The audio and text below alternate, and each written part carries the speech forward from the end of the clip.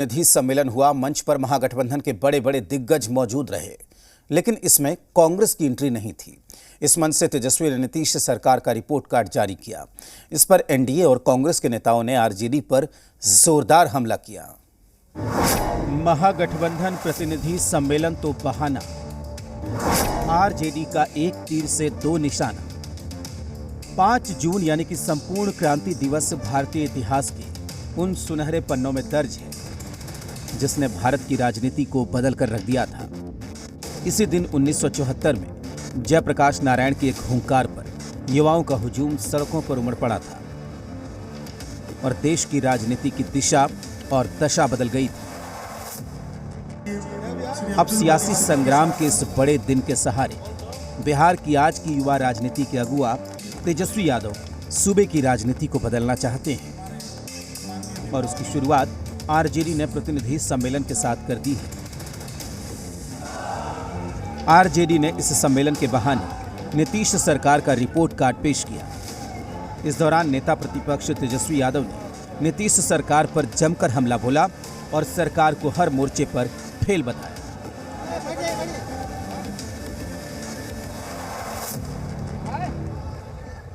और हम सब लोग जब गोदबंद हो जाएंगे, जब जात पात से ऊपर होंगे, असमानता से ऊपर होंगे, भेदभाव को मिटाएंगे, एक होकर के बिहार की जनता के लिए लड़ाई लड़ेंगे, देश की जनता के लिए लड़ाई लड़ेंगे, तो कोई माई का लाल जो है हम लोगों को कामयाब होने से नहीं रोक सकता।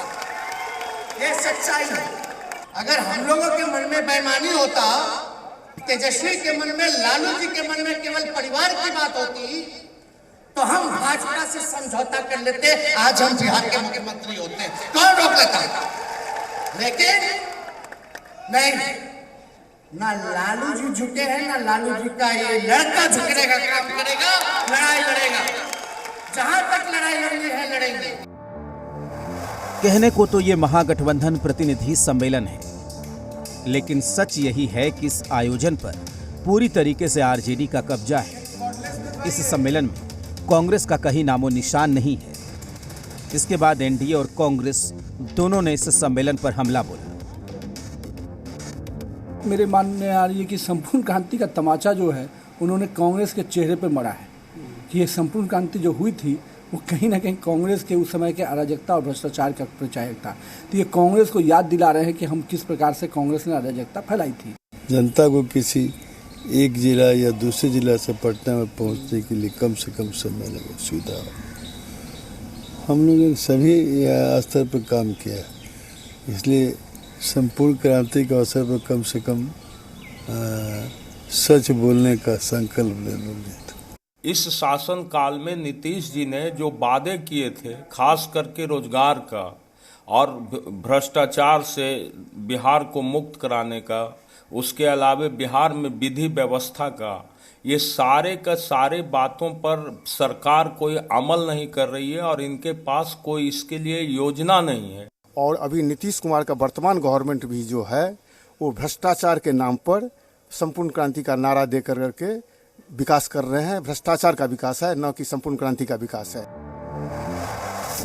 महागठबंधन के रिपोर्ट कार्ड पर सीएम नीतीश कुमार ने सधी हुई प्रतिक्रिया दी।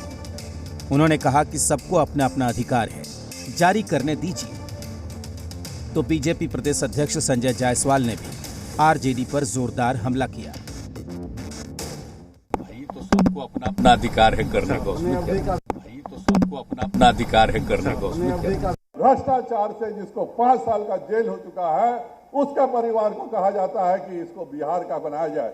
बिहार ने पूरे देश में संपूर्ण क्रांति के दिन एक इतिहास रचा था। आज अपना परिवार का भ्रष्टाचार करके पूरा का पूरा जयप्रकाश नारायण जी के सपनों को नेस्तनाबूद करने का काम किया है। बिहार की राजनीति को समझना आसान नहीं है। प्रतिनिधि सम्मेलन का आरजेडी को कितना फायदा होगा ये तो वक्त ही बताएगा, लेकिन इसके जरिए आरजेडी ने एक तीर से दो निशाना जरूर लगाया है। ब्यूरो रिपोर्ट, जी मीडिया। पटना में सीएम नीतीश कुमार से केंद्रीय स्वास्थ्य